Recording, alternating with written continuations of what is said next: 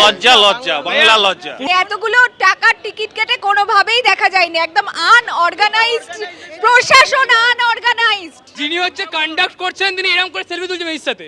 আরে আমাদেরকে দেখতে দিন, আপনি রড্রিগো ডেপলকে এনেছেন, আপনি লুইস সুয়ারেজকে এনেছেন, যাকে যাকে এনেছেন, একটু মেসির সাথে একটা 4টে রাউন্ড তো মারান। Penalty shoot out event, where is that? हम लोग इतना दूर से आए, बैंगलोर से इधर आए, but nothing was there. Minimum শিক্ষা থাকা দরকার, এরকম পার্সোনালিটি আনলে কিভাবে ক্রাউড হ্যান্ডেল করতে হয় সেইটা আগে গ্রাফ করতে হয়, যে কি কি করণীয় কি কি করণীয় না, সেই শিক্ষাটাই হচ্ছে আমরা অশিক্ষিত। আমাদের অ্যাডমিনিস্ট্রেটিভ হচ্ছে অশিক্ষিত, যারা অর্গানাইজ করেছে তারা হচ্ছে অশিক্ষিত। কি করা যাবে, যা হয় তাই নেটফল। People who are sitting in the stands were not able to see at least even a glimpse of him. We came from Kerala. Management में ये लोग A++ रेटिंग मिलेगा इन लोगों को। They were just eager to sign their own jerseys. The political leaders somewhere there, they were eager to click pictures with them. Okay, so yes, that's he said that's just a scam, a business. They have made a profit out of the people's money. It's just a scam.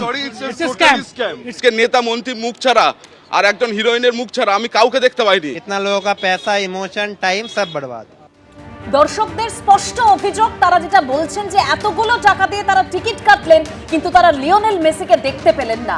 তারা বলছেন যে পুরোটাই mismanagement, crowd management ঠিকঠাক হয়নি সেখানে। Police প্রশাসনের ভূমিকা নিয়ে দর্শকরা প্রশ্ন তুলে দিচ্ছেন এবং গতকাল যে বিশৃঙ্খলা পরিস্থিতির সৃষ্টি হয়েছিল একেবারে সেই ছবিগুলো আপনারা দেখতে পাচ্ছেন। কিভাবে চেয়ার ছোড়া হয়েছিল, বাকেট চেয়ার ছোড়া হয়েছিল, বোতল বৃষ্টি হয়েছিল এবং এখানেই প্রশ্ন, জলের বোতল নিয়ে তো স্টেডিয়ামের ভেতরে ঢোকা নিষেধ রয়েছে, তারপরেও জলের বোতল নিয়ে কিভাবে দর্শকরা প্রবেশ করলো, পুলিশ কি করে অনুমতি দিল, একেবারে একাধিক প্রশ্ন সামনে আসছে গতকালের যে ঘটনা ঘটলো। আর গতকাল কলকাতায় যে ছবি, সে ছবি অত্যন্ত লজ্জার।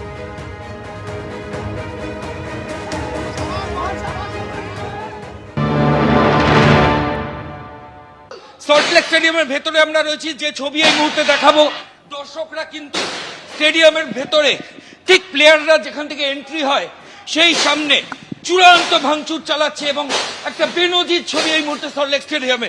সরাসরি আমাদের ক্যামেরা পার্সন সন্দীপ পাল যে ছবি দেখাচ্ছে, আমরা একদম স্টেডিয়ামের প্লেয়ার লাউঞ্জ যেখানে আছে ওখানে রয়েছি। কার্যত পুলিশের হাত থেকে কিন্তু গোটা পরিস্থিতি বেরিয়ে গেছে এবং পুলিশ আধিকারিকদের হাতে এই মুহূর্তে কোনো নিয়ন্ত্রণ নেই।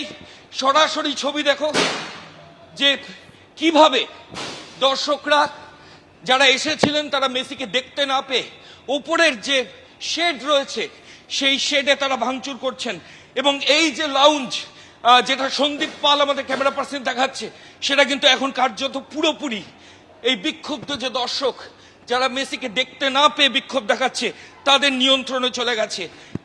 ভেতরের ছবিটা দেখানো, সন্দীপ নিচে দেখাও, সন্দীপ নিচে দেখাও, নিচের লাউঞ্জের ছবিটা দেখাবো। এটা হচ্ছে প্লেয়ার লাউঞ্জ সল্টলেক স্টেডিয়াম, এখান দিয়ে ভিআইপিরা ঢোকেন এবং এখানে এই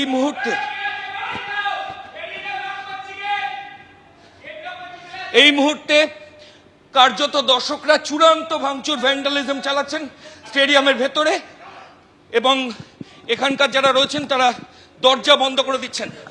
ভাই কি দরজা বন্ধ করে দিচ্ছ? হ্যাঁ স্যার, দরজা বন্ধ করছি। কেন কেন? দর্শকরা ঢুকে গেছে। হ্যাঁ, দর্শকরা ভাঙচুর করছে ওদিক দিয়ে, সেই জন্য আমরা দরজা বন্ধ করতে। যেমন পরিস্থিতি, দর্শকরা ভাঙচুর শুরু করেছে, কার্যত সমস্ত দরজা এখানে বন্ধ করে দেওয়া হয়েছে। আমি আবার সন্দীপকে বলছি, সাবওয়ের মেন এন্ট্রি সেটা বন্ধ করা হচ্ছে, ভেতরে চূড়ান্ত ভাঙচুরের ছবি। এবিপি আনন্দ, এগিয়ে থাকে, এগিয়ে রাখে।